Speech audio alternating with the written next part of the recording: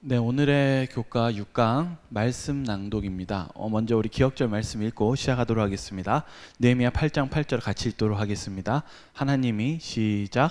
하나님이 율법책을 낭독하고 그 뜻을 해석하여 백성에게 그 낭독하는 것을 다 깨닫게 하니.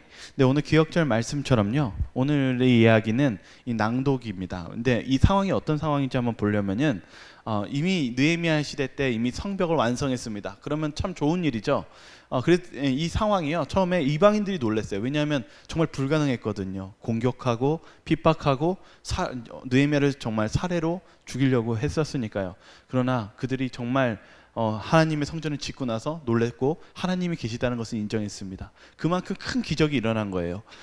그럴 때 이 상황 속에서 먼저 아셔야 되는 것은 이 교과 안에 특별히 선지자 왕은요, 여기 안에 어떤 상황인지를 좀 더 자세히 설명해 주었습니다. 뭐라고 얘기하고 있냐면, 그때가 나팔절이었는데 많은 사람들이 예루살렘에 모였대요. 나팔절과 그 다음이 뭐가 있냐면 대속절이 있습니다. 그 다음에 초막절이요. 세 명절이 같이 있기 때문에 굉장히 중요한 명절이었습니다. 그래서 많은 유대인들이 예루살렘에 모였습니다. 되게 흥미로운 사건이었는데, 문제는 이때가 여러분들이 성벽을 완성했기 때문에 즐거울 거라고 생각하지만요, 그 주변은 다 폐허였어요. 그래서 뭐라고 적혀 있냐면 성읍 대부분은 여전히 폐허 속에 있었다. 여러분들도 여기 처음에 이 송도교회가 처음에 시작했었을 때 다 공사 현장만 있고 굉장히 사람이 썰렁했거든요. 그때는 유령도시 같다라고 사람들이 그랬습니다. 그것처럼 이때 물론 성벽이 완성되었지만은 많은 폐허가 남아 있었기 때문에 마음속에는 아직도 찹찹함과 두려움이 같이 있었습니다. 그래서 어떻게 보면은 다 끝난 것이 아니었습니다. 그때 오늘 교과는 무엇에 대해서 배울 거냐면 그 다음에 일어난 사업에 대해서 같이 배울 것입니다. 그것이 어떠한 사업이 일어났는지, 먼저 그 사건이 일어나기 전에 선지자 왕은 이 부분에 있어서 어떤 일이 있었는지에 대해서 이렇게 기록하고 있습니다. 661페이지에 사방의 유다에 떠나간 영광을 슬프게 상기시켜주는 것들에 둘러싸인 넓은 거리 한 모퉁이에, 그러니까 이 분위기가 슬펐다라는 것이죠. 기쁨보다는 너무나 황폐한 게 많았기 때문에. 그리고 여러분들이 아셔야 되는 것은 이 성전이 스룹바벨 성전인데 스룹바벨 성전은 그렇게 화려하지가 않아요.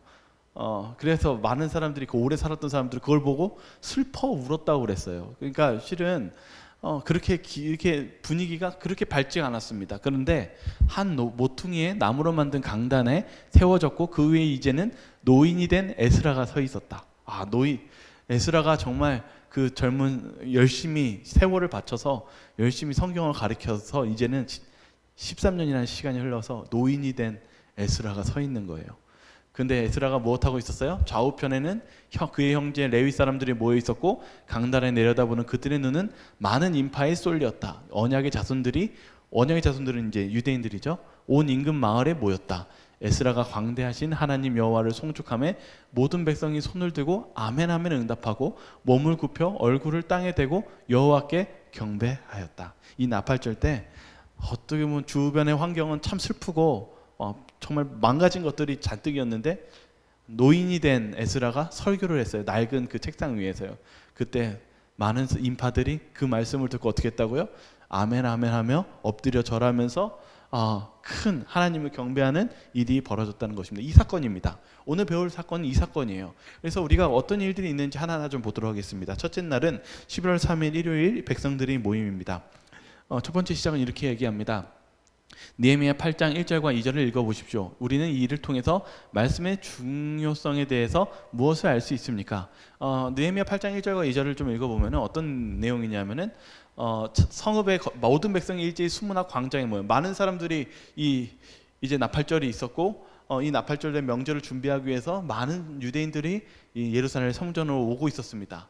그때 뭐라고 했냐면 에스라에게 여호와께서 이스라엘에게 명령하신 모세의 율법책을 가져오기를 청하며 일곱째 달 초하루에 제사장 에스라가 율법책을 가지고 회중 앞 곧 남자가 여자나 알아들을 만한 모든 사람 앞에 이르러 에스라가 성경책을 가져오라고 했어요. 모세의 율법책을요. 그러면서 무엇을 했냐면 율법책을 가르치기 시작했다는 것입니다. 이들이 이 8장에 보면은 왜 이 달에 왜 이 말씀 모세오경을 말씀했냐 이것이죠. 그것은 왜냐하면 매우 중요한 달이었기 때문입니다. 특별히 이 달은 티시리월, 유대력으로는 7월인데 이때가 아까 제가 설명한 것처럼 나팔절과 대속죄일과 초막절이 아주 중대한 명절이었어요. 그래서 이 명절이 왜 중요한지를 알기 위해서는 신명기서를 볼 필요가 있습니다. 밑에 보시면 신명기서에서 이제 이 날을 택해서 어떻게 뭐라고 얘기하냐면, 온 이스라엘이 내 하나님 여호와가 그 앞에 택하신 곳에 모일 때 이 율법을 낭독하여 온 이스라엘에게 듣게 할지니, 곧 백성이 남녀의 어린이와 내 성읍 안에 거류하는 타국인을 모으고 그들에게 듣고 배우고 내 하나님 여호와를 경외하며 이 율법의 모든 말씀을 지켜 행하게 하라. 다시 보니까 이것은 이미 하나님께서 신명기서의 출애굽 시대 때 못하게 하신 거예요. 절기가 오면 율법을 읽고 낭독하게 하고 그것을 듣고 배우게 함으로써 그것을 지켜 행하게 하라고 명령하셨기 때문입니다. 그래서 먼저 우리가 알아야 되는 것은 에스라가 열심히 말씀의 사역을 했지만 이 시기는 또한 굉장히 중대한 시기였어요. 실은 하나님의 대속죄를 준비하는 시기였어요. 나팔을 불고 그리고 준비하라는 신호를 듣고 말씀을 나누라고 하나님께서 명령한 시기였죠. 왜 이런 일이 필요했을까요? 먼저 이것을 알기 전에 이 교과가 말하는 이 백성들의 상황을 이야기합니다. 백성들이 이 중요한 때에 어떻게 예배를 드리기 원했냐면, 이제는 에스라가 가르치는 게 아니라 백성들이 무엇하기를 원했냐면 듣기를 원해서 에스라에게 성경을 주면서 우리를 가르쳐달라고 자발적으로 했다는 것입니다. 뭔가 달라졌죠. 달라졌어요. 우리가 지난 교과 시간에 뭘 배웠었냐면, 에스라가 이 폐허가 이제 예루살렘을 중건하려고 했었을 때 사람들이 이미 말씀에 떠나 있고 신앙적으로 떠나 있고 실패하고 실망하고 있었던 상황 속에서 에스라가 예루살렘 중건을 하기 위해서 2차 중건령 때 못하기 시작했다고 배웠어요. 말씀을 가르쳤다고 그랬어요. 말씀, 가는 곳마다 말씀에 부흥회를 하고 말씀을 나누기 시작했어요. 다시 말하면 그것이 13년이란 지난 시간이 흐르고 나서는 이스라엘 백성들은 무엇하기를 원하기 시작했냐면은 하나님의 말씀을 자발적으로 듣기 원하는 신앙으로 바뀌었다라는 것입니다. 백성들이 원했어요. 이러한 상황 속에서 우리가 왜 이러한 상황이 필요한지를 이제 좀 더 보도록 하겠습니다. 둘째 날 소지입니다. 둘째 날 월요일 율법을 읽고 들음입니다. 질문은 이렇게 시작하죠. 에스라는 율법서를 회중 앞에서 읽었다. 그는 어느 부분을 읽어 주었는가? 여기 이 율법서는 특별히 모세오경을 얘기합니다. 그래서 이 특별히 그들은 아마 출애굽에 대한 이야기와 그들의 삶의 정체성을 배웠을 것이라고 얘기합니다. 이 교과 저자도 이렇게 얘기합니다. 그것은 하나님의 백성이 지나온 역사를 포함하며 특별히 하나님의 인도하심을 보여준다. 결국 모세오경은 그 공동체에 그들의 뿌리와 정체성을 제공했다. 하나님께서 항상 절기가 되면 하나님의 말씀을 읽게 하고 율법을 듣게 했습니다. 근데 그것을 왜 듣게 했냐면은 그들이 정체성, 그들이 어떤 백성인지, 그리고 그들이 어떠한 삶을 하나님의 백성으로서 어떻게 삶을 살아야 되는지 깨닫게 하고 다시 돌아가게 하기 위해서 이 말씀을 제공했다는 것입니다. 특별히 교과는 이렇게 해설합니다.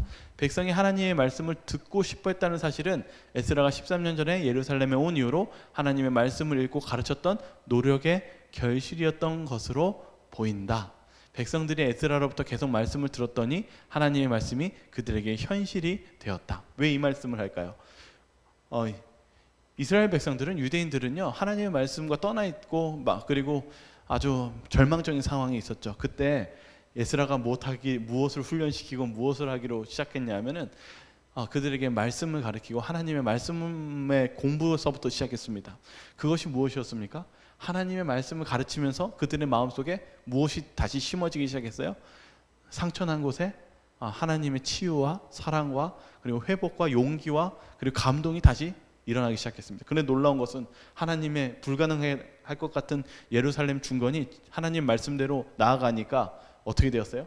성전이 완공되었습니다. 그래서 이스라엘 백성들은 무엇을 느꼈냐면은 불가능한 것 같이 상황이 진행됐지만 하나님의 말씀대로 살아보니 하나님의 말씀이 진짜로 어떻게 됐어요?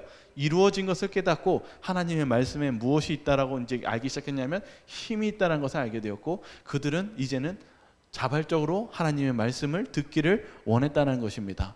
그래서 그들은 하나님의 율법의 말씀을 읽고 듣는 것이 그들의 어떤 정체성이고 그들이 어떻게 돌아가야 되는지에 대한 힘이 있다는 것을 알기 시작되었기 때문에 그들은 하나님의 말씀을 배우기를 갈망했습니다. 그래서 하나님의 말씀에 귀 기울였고 어떻게 하면 내가 다시 회복되고 어떻게 하면 힘을 얻는지에 대해서 소망했습니다. 그것이 말씀의 에스라가 14년 동안 가르친 그 말씀의 결과의 결실이었다라고 이야기하고 있습니다. 그러므로 우리 신앙 속에서 어려움이 왔었을 때 우리는 정말 에스라의 시대처럼 우리가 다시 말씀으로 돌아가고 하나님을 만나는 그러한 경험이 필요합니다. 셋째 날입니다. 화요일 소지 말씀을 읽고 해석함. 다시 또 질문을 더 시작합니다. 느헤미야 8장 4절과 8절을 읽어보고 율법 낭독은 어떤 식으로 이루어졌는가? 좀 내용이 긴데요. 이게 뭐냐면은 학사 에스라가 혼자 가르친 게 아니었어요. 거기 보면은 사람이 계속 나옵니다. 오른쪽의 선자는 마띠디아와 스마데와 아나냐와 우리아와 헬기야와 마아세야요. 그 왼쪽의 선자는 부다야와 미사엘과 말기야와 하순과 하스바다나와 스가랴와 무슬람이라. 이게 뭐냐면은 에스라는요 13명의 사람과 서 있었어요. 좌우에 6명 7명씩이요. 그래서 이 사람들이 왜 있었느냐라는 것입니다. 그 이유는 여기 해설을 해도 그 뜻을 해석하여 백성에게 낭독하는 것을 다 깨닫게 하니 느헤미야 8장 8절에 이렇게 적혀 있어요. 이 두 사람, 두 왼편과 오른편은 역할이 있었어요. 첫 번째는 해석하는, 통역해 주는 사람이에요. 왜냐하면 이때 당시에 무엇이 있었냐면은 자폰이 있었어요. 여기 특별히 선지자 661페이지에 뭐라고 했냐면은 죄악의 흔적을 볼 수 있었대요. 그게 뭐냐면 이들이 자폰을 해가지고 언어도 이제 많이 까먹었고, 그래서 이때 당시에는 아람어를 많이 했대요. 그러니까 히브리어를 들으면 이해할 수가 있어요, 없어요? 없으니까 한 사람은 한쪽 줄은 성경을 읽어줘요.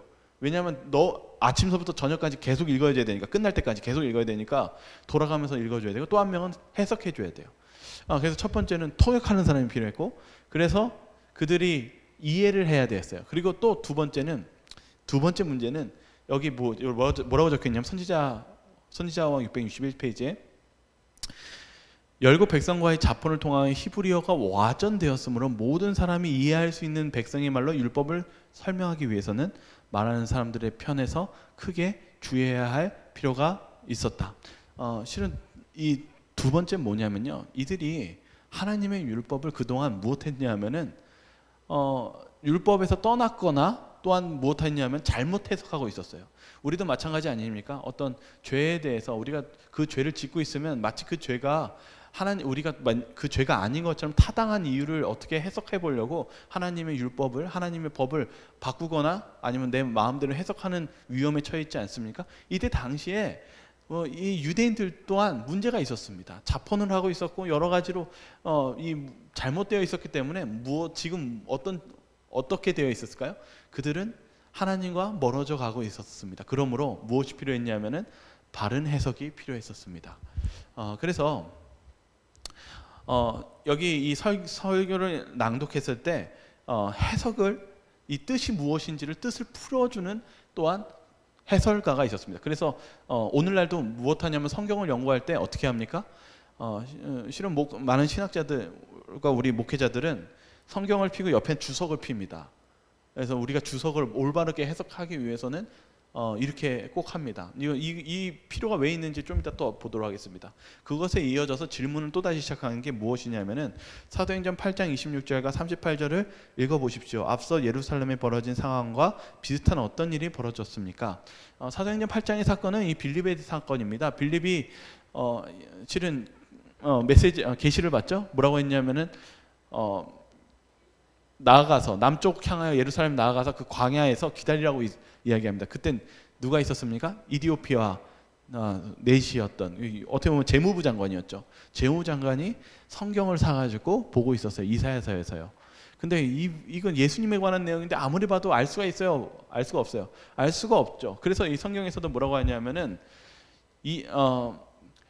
그 내시가 빌립에게 말하되 청컨대 내가 묻노니 선지자가 이 말한 것이 누구를 가리킴이냐, 이렇게 얘기하고 있어요. 그래서 누가 알려줬어요?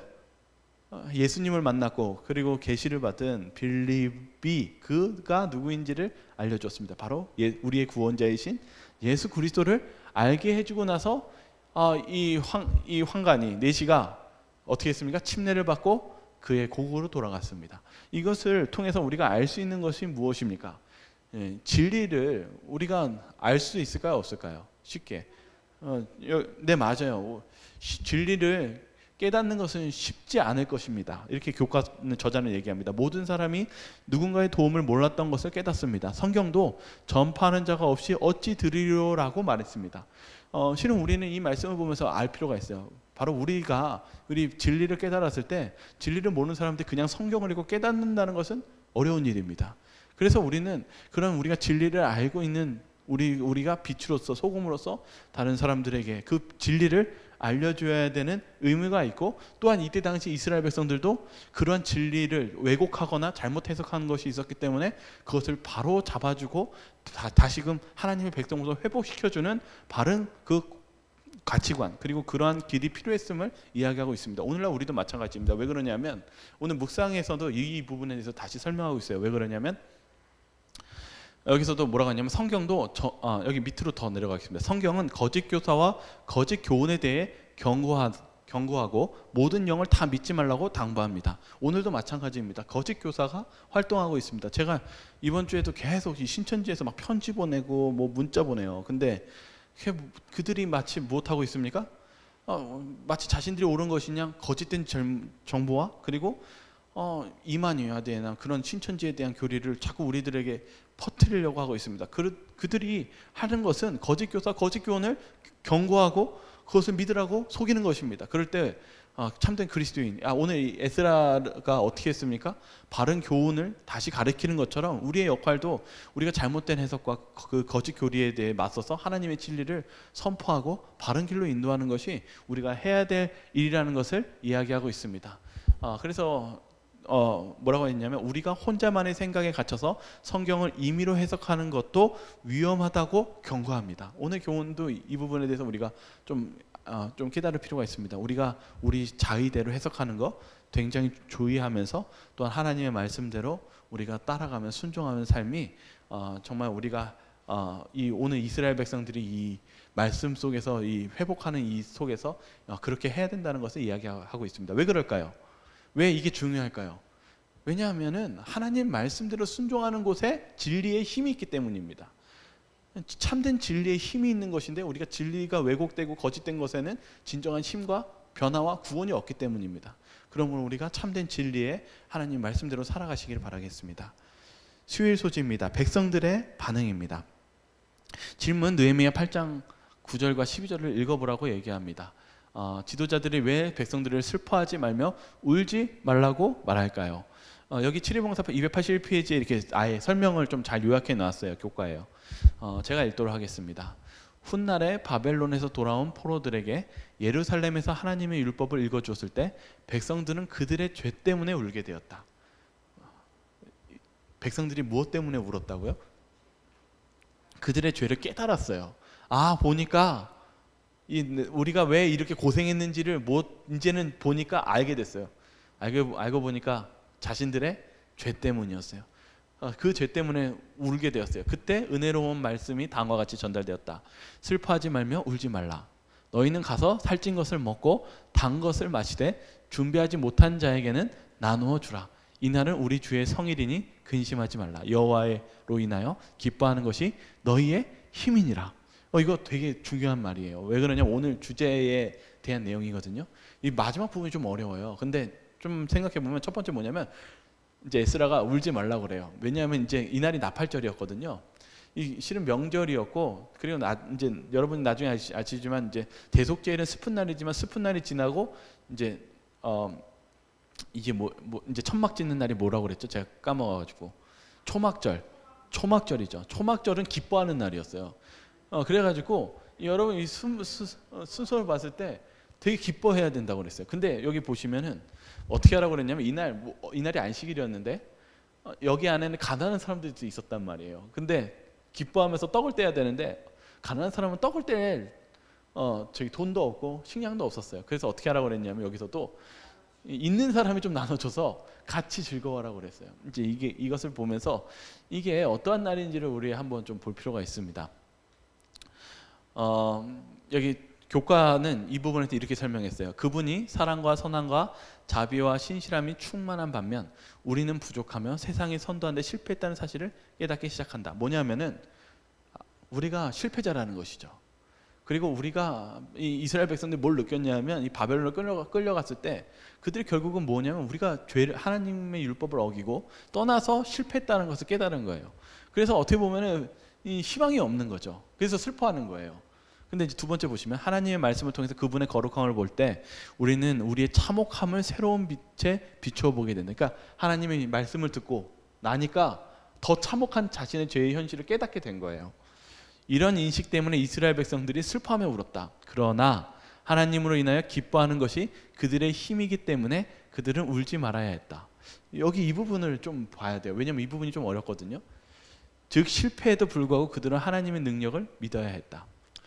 이게 뭘까요? 이거 이제 좀 이따 뒤에 볼 텐데요. 이 선지자의 왕은 이렇게 설명하고 있어요. 이제 그들은 하나님의 약속에 대한 그들의 신앙을 나타내어야 하였다. 하나님께서 그들의 회개를 받으셨으므로 이제 그들은 죄사함에 대한 보증과 하나님의 은총이 회복된 데 대해 기뻐해야 하였다. 뭐라고 얘기하냐면 하나님이 너희도 용서해 줬잖아. 그러니까 예수님이 우리를 십자가에 달려서 우리의 죄를 용서해 줬잖아요. 그러니까 뭐예요? 이제는 죄인이 아니라 이제는 예수님이 뭐라고 말해요? 의롭다 칭하시잖아요. 이건 이제 칭의와 성화와 관련되어 있는데, 그러니까 지금 이 설명을 보니까 뭐냐면은 지금은 우리가 아직도 마음에 싸우고 있어요. 죄인인 것 같지. 그러나 우리가 뭘 믿어야 되냐면 우리가 예수님을 믿고 눈물로서 회개했을 때 예수님은 뭐라고 했어요? 분명히 내 죄가 뭐 됐다고 말씀하셨어요? 사해졌다라고 분명히 말씀했기 때문에 우리는 그걸 믿어야 돼요. 아, 예수님이 내가 죄를 회개했기 때문에 용서해 줬구나. 그러면 우리가 이제 슬퍼하는 게 아니라 무엇 해야 될까요? 이제 기뻐하면서 살아야 된다는 것이죠. 이걸 좀 이따 더 설명해 드릴게요. 그래서 여기 뒤에 보시면 묵상은 슬픔과 기쁨이 교차했던 유다 백성들의 감정은 무엇이었을까요? 이렇게 얘기하는데 긴 나팔 소리는, 이 나팔절은 회개하라는 신호였대요. 왜냐하면 이제 심판이 가까워졌기 때문에 회개하라고 얘기합니다. 그날 백성의 마음은 하나님께로 돌이키기 위해 제정되었기 때문에 울며 애곡할 만하였다. 이게 회개의 시간이죠. 그래서 예수님이 어떻게 해주셨습니까? 용서해 주셨죠. 그러나 지도자들은 그들이 이미 회개했고 하나님이 그들의 회개를 들어주셨기 때문에 이제는 하나님의 용서를 누릴 시간이라고 알려줬다. 이제 다음날 소지가 기쁨입니다. 이것이 무엇인지 좀 더 나눌게요. 율법을 듣고 슬퍼하며 한 일은, 여기 선지자 왕은 이렇게 다시 얘기하고 있어요. 날마다 율법을 말씀을 들을 때 백성들은 자기들의 범죄의 지난 세대가 저지른 그들 민족의 죄악을 깨닫게 되었다. 그들은 하나님의 보호하시는 손길이 제거되고 아브라함의 자손이 외국으로 흩어진 것은 하나님을 떠난 까닭임을 알고 당신의 자비를 구하고 당신의 계명대로 행할 것을 서약하기로 결심하였다. 이게 뭐냐면은 그들이 용서를 받았기 때문에 그들이, 그리고 죄 때문에 그들이 멸망받았다는 것을 깨닫고 나서는 이제는 새롭게 하나님 말씀대로 살기로 결심했다는 거예요. 여기 이게 왜 필요하냐면 우리가 죄에 대한 회개, 용서, 그리고 뭐 그냥 믿음으로 구원으로 끝나지만 그게 아니라 우리는 새롭게 이제 무엇이 필요하냐면 하나님의 말씀대로 살기로 결심하는 것도 포함된다는 것입니다. 이게 왜 그럴까요? 이제 좀 더 뒤로 가겠습니다. 목요일 서지 여호와께서 주시는 기쁨입니다. 여기 현대인의 성경으로 이 교과는 적어놨는데요. 여호와께서 주시는 기쁨이 여러분의 힘이 될 것입니다. 이렇게 이야기하고 있어요. 질문은 이렇게 시작해요. 느헤미야 8장 13절과 18절을 읽어보십시오. 어떤 일이 일어났습니까? 이는 그 당시에 백성과 지도자들에 대해 무엇을 말해 줍니까? 13절은 뭐라고 적혔냐면 이튿날 족장들과 제사장들과 레위 사람들은 율법의 말씀을 밝히 알고자 하여 학사 에스라의 곳에 모여서, 이렇게 얘기하고 있어요. 이게 왜 그러냐면 이제 이 시기는요, 이 백성들이 기뻐서 집에 돌아가서 잔치를 베푸는 시기였거든요. 그래서 백성들은요 집으로 가서 잔치를 베풀어야 되는데 제사장들과 성직자들이, 지도자들이요 가지 않고요, 잔치를 하지 않고요, 무엇했냐면은 다시 모여가지고 에스라 있는 곳에 모여서 무엇했어요? 말씀을 더 봤어요. 율법을요. 하나님의 율법을요. 이들이 왜 그랬을까요? 여기 뭐라고 했냐면은 레위 사람들이 율법의 말씀을 밝게 하고 더 알고자 하여 잔치에 가지 않고 말씀을 묵상하러 더 모였다는 것입니다. 여기 15절에 뭐라고 적혔냐면 돌 감람나무를 가져와 기타 무성한 나무 가지를 취하여 기록된 바를 따라 초막을 지으라 하라 하였느니라. 여기 여기 좀 주석도 뭐라고 얘기했냐면 예수께서는 말씀하신다. 너희가 약할지라도 좋은 것을 자식에게 줄 줄 알거든 하물며 너희 천부께서 구하는 자에게 성령을 주시지 않겠느냐. 여기 교과를 읽어보시면 뭐가 적혀 있냐면요, 지도자들이요 하나님의 말씀을 읽기를 더 소망해서 잔치 안 갔대요. 왜 안 갔냐면은 그들은 뭐 어떤 책임감이 있었냐면 백성들을 돌봐야 될 막중한 책임감이 있었어요. 그런데 솔직히 봤을 때 내가 이들을 잘 돌볼 수 있을까? 아무리 생각해도 아까 봤을 때 그들이 실패한 것처럼 자신에게도 능력이 없는 것 같은 거예요. 그들에게는 뭐가 필요했냐면 하나님의 힘이 필요했어요. 그래서 다시 하나님의 말씀으로 돌아간 거예요. 그래서 이 내용이 이거예요. 율법책에서 더 많은 것을 배우기 위해 에스라에게 왔다. 지도자들이 보여준 이러한 솔선수범은 그 공동체를 하나님께로 인도하기를 바라는 그들의 소망을 나타냈다. 그들은 하나님을 찾고 그분에게서 비롯된 지식을 구하지 않고서는 백성들을 옳은 길로 인도할 수 없다는 사실을 깨달았다. 그러므로 저와 여러분들이 어떤 방법을 모르고 그럴 때 우리는 이 지도자들처럼 하나님에게 더 다가가고 하나님의 말씀을 상고하는 것이 필요하다는 것입니다. 거기에 힘이 있고 능력이 있다는 것입니다. 그럼 다시 아까 말씀을 보면 이 말씀을 다시 볼 필요가 있어요. 돌 감람나무요. 이거를 주석으로 찾아보니까 이렇게 적혀 있더라고요. 이 이름이요 이상하다는 거예요. 왜냐하면 이 돌 감람나무 자체 이름에는 되게 기름이 있는 것 같이 얘기하지만요, 이 나무는요 기름이 없는 나무래요. 기름이 날 수 없는 나무래요. 그러니까 다시 말하면 우리 인간은요 어떤 존재입니까? 기름이 날 수 있는 존재입니까? 기름이 없는 존재입니까? 기름이 없는 존재예요. 그런데 기름을 많이 받는 것 같이 얘기했다는 것이죠. 다시 말하면 우리는 성령의 도움이 필요합니다. 그리고 성령을 부어주시는 하나님의 능력으로 우리가 살아갈 수 있다는 것입니다. 그래서 오늘 이 이야기를 왜 이제 하냐면은요, 실은 아까 했던 내용과 다시 얘기해요. 왜 기뻐하라고 얘기했을까요? 왜 기뻐하라고 얘기했냐면은 실은 우리는 실패자고 아무것도 할 수 없는 이스라엘 백성들이었어요. 근데 이스라엘 백성들이 하나님이 왜 기뻐하라고 얘기했냐면은 우린 실패한 거예요. 그래서 슬퍼하고 하나님의 말씀을 보고 눈물러서 회개를 했죠. 아까 나팔절이 회개하라는 신호라고 얘기했죠. 그럴 때 우리가 회개했었을 때 우리가 무엇을 받습니까? 실은 은혜로, 하나님의 은혜로. 하나님은 우리를 포기하시지 않으셨잖아요. 그리고 은총을 베풀어서 무엇하셨어요? 우리를 용서해 주시고 구원해 주시고 다시 우리를 회복시켜 주셨어요. 이스라엘 백성들이 그 경험을 한 것입니다. 실패했지만 그 은혜로서 예루살렘 성전이 완공되고 회복되었습니다. 이거 다 은혜입니다. 그 은혜를 체험하고 나서는 기뻐라고 얘기합니다. 슬퍼하지 말라고 얘기합니다. 왜 그렇습니까? 이제는 우리가 회개했기 때문에 하나님의 자녀로서 우리가 구원을 좀 은혜로 받았기 때문에 또 우리가 어떤 이제 삶을 살아야 됩니까? 죄된 삶을 살아야 됩니까? 아니죠. 이제 하나님의 자녀같이 살아야 되겠죠. 그래서 우리는 기뻐하며 그 떡을 떼고 그리고 하나님의 기쁨으로써 그런 하나님 백성으로 살으라고 말씀하십니다. 그것이 우리가 하나님의 다시 결심하는 것입니다. 하나님의 말씀대로 살기로 결심하고 나아가는 것입니다. 그래서 여기 다섯째는 목요일에 했군요, 이건요. 그래서 여기 보시면 이 선지자 왕에서 이렇게 적혀 있더라고요.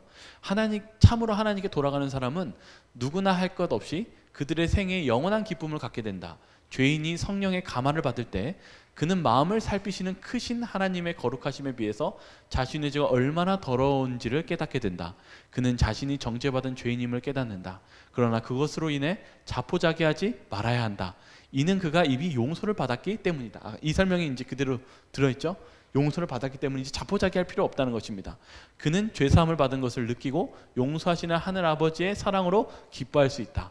죄가 많지만 회개한 인간들은 당신의 사랑의 팔로 안으시고 그들의 상처를 싸매시고 그들의 죄에서 정결케 하시고 구원의 옷을 입히시는 것이 하나님의 영광이시다. 그래서 여러분들의 이해가 여기에 도움이 될 것입니다. 그래서 목요일 마지막 질문은 이렇게 얘기합니다. 다음을 읽어보라. 이스라엘 백성들은 어떤 일을 하라고 명령을 받았으며 그 이유는 무엇이었는가? 여기 레위기서 보면은 너희는 매년 이 절기를 지킬지니 너희 대대의 영원한 규례라. 이는 내가 이스라엘 자손을 애굽 땅에서 인도하여 내던 때에 초막에 거주하게 한 줄을 너희 대대로 알게 함이니라. 나는 너희의 하나님 여호와이니라. 이 레위기서에서도 이 초막절과 이것에 대해서 무엇하라고 했냐면 지키라고 얘기하고 뭐라고 했냐면은 너희 대대로 이 과거에 있었던 이 어떻게 하나님이 구원해 주신지를 알게 하라고 이야기하고 있습니다. 왜 그럴까요? 여기서도 교과는 정리하면 뭐라고 얘기했냐면은 이 장막절을 통해서 다시금 전에 있었던 것을 회상시키고 하나님 말씀을 읽음으로써 회상시키고 그 날을 즐거운 날로 초막절을 이렇게 주시는 기쁨으로 만들어 주셨습니다. 그리고 이 시기는 무엇에 대해서 예언되어 있냐면은 마지막 때의 이 대추수 추수의 때에 예언되어 있는 날이라고 이야기하고 있습니다. 다시 좀 정리를 하자면요.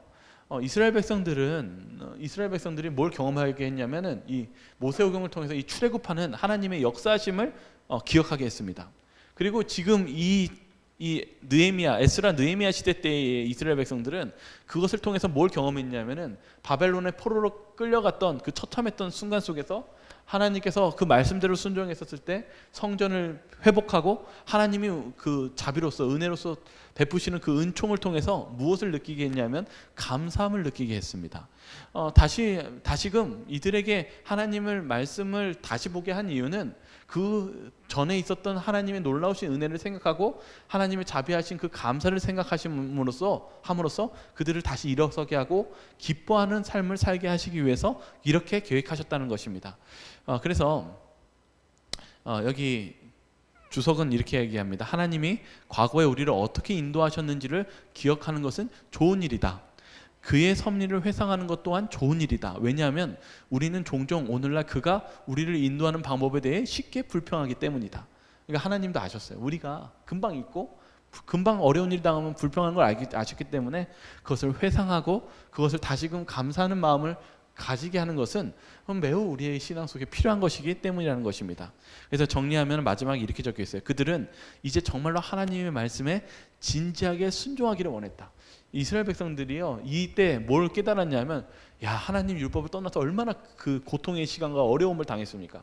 그리고 나서 이제 하나님의 말씀대로 살아가신 에스라를 통해서, 그리고 말씀을 통해서 이게 정말 말씀대로 살아가니까 이루어지는 놀라운 역사를 통해서 이제 그들이 결심한 게 뭐냐면은 하나님의 말씀을 듣기를 원했어요. 먼저 그들이 자발적으로 하나님 말씀을 들었죠. 그리고 눈물로써 아멘 아멘 하면서 이게 자신이 정말 회개하고 깨달았죠. 그리고 뭐 하기 원했냐면 말씀에 대해서 진지하게 순종하기를 원했대요. 이제 그렇게 살기를 소망했대요. 왜냐하면 거기 안에 힘과 능력과 그리고 그들의 생명이 있다는 것을 알았기 때문입니다. 오늘 여기 우리도 이 말씀 속에서 깨달을 게 뭐냐면, 아까 우리가 눈물, 회개, 그리고 하나님의 은총, 자비 있지만 마지막 기뻐하라는 것은 무엇이냐면은 이제는 하나님의 말씀대로 이 하나님의 율법에 순종하며 다시 개혁하고 그렇게 순종하며 지키며 살겠다는 결심이 같이 내포되어 있다는 사실입니다. 그래서 오늘 여기 교과에서도 금요일 소재에 이게 적혀 있어요. 기쁨이 뭔지, 기쁨은 하나님의 말씀대로 율법에 순종하며 살겠다라는 그 개혁까지도 같이 포함되어 있다는 사실입니다. 그래서 오늘 여기 쭉 오늘 말씀 속에서 배웠지만은 이 마지막 이스라엘 백성들은 무엇하기로 결심했냐면 하나님 말씀대로 순종하며 살기로 결심했다. 거기까지도 포함되어 있다는 사실입니다.